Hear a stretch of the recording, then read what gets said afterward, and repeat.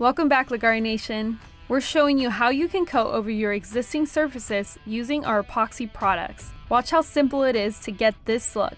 We used jet black and milk chocolate for this countertop and it turned out amazing. Visit our website at www.leggari.com to get your kit today.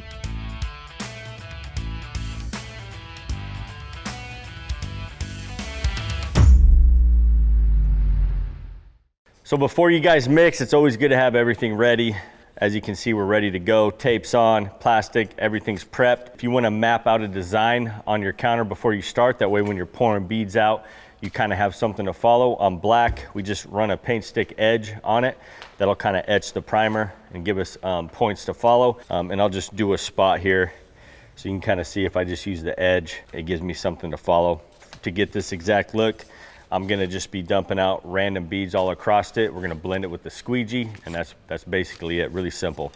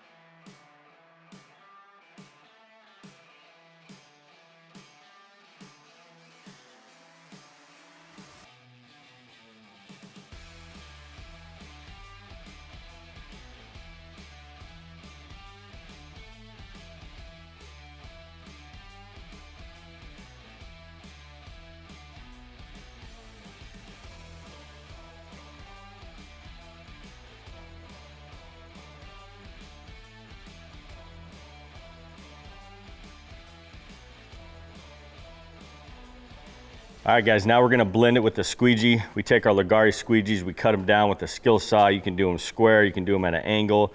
You can cut them on each side of the handle so you still have a handle. So a lot of options with those, and you can make them as big as you want. So what I'm gonna do is just start filling in all the spots that are missing resin, and then I'm gonna start blending the colors. Now the more I blend these colors together, the more dispersing effects we're gonna get, the crazier the counter's gonna look.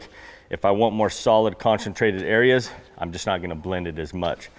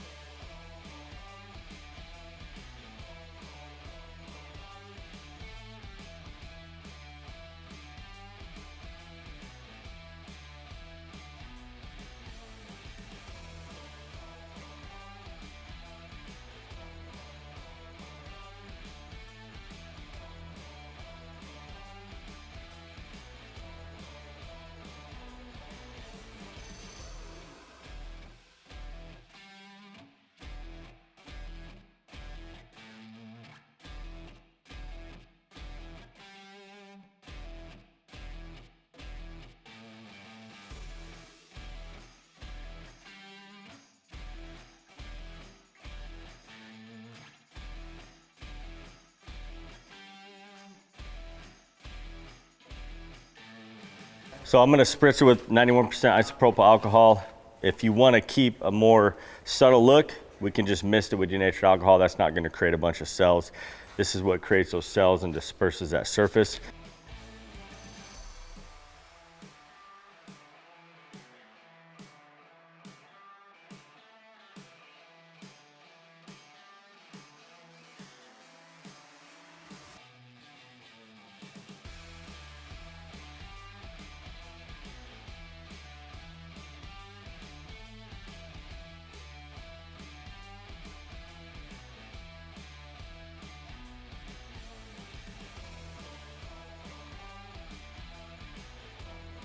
We've coated about 5 counters on this top, and what happens is when you do multiple pours, your counters start out flat, and then it always is running over the edge when we do these pours, and so it starts to taper on this outside edge.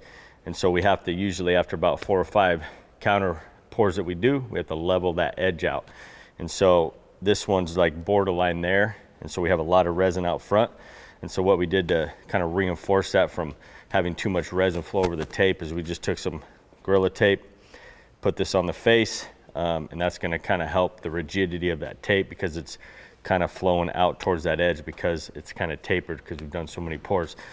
You don't really have that problem when you're doing 1 pour at a time, but since we're doing multiple pours, we have to deal with that. And so we'll get this one done, and then we'll have to level this top out again, and then we can restart. So that's kind of why we have the Gorilla tape there. So we did the isopropyl. It's always good to let that evaporate for about 5 minutes, and then we're gonna mist the surface now with denatured alcohol.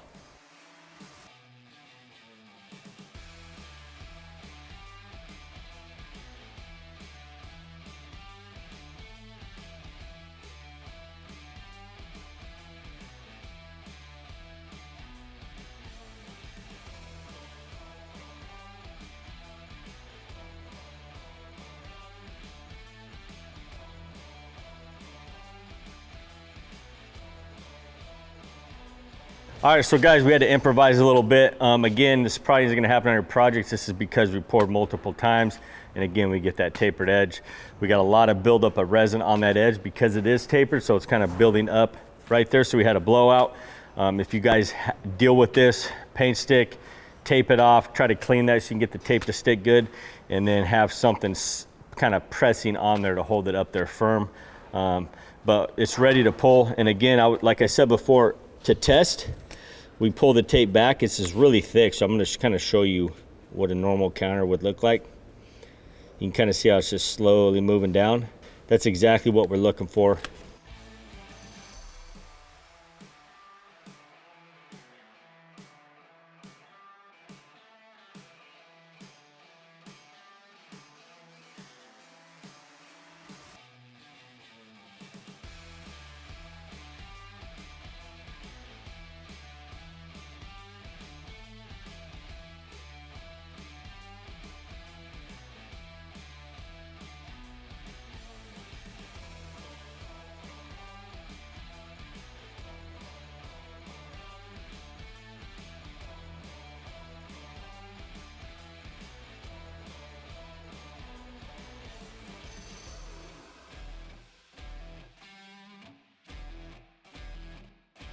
So now I'm going to go over how to scrape the drips.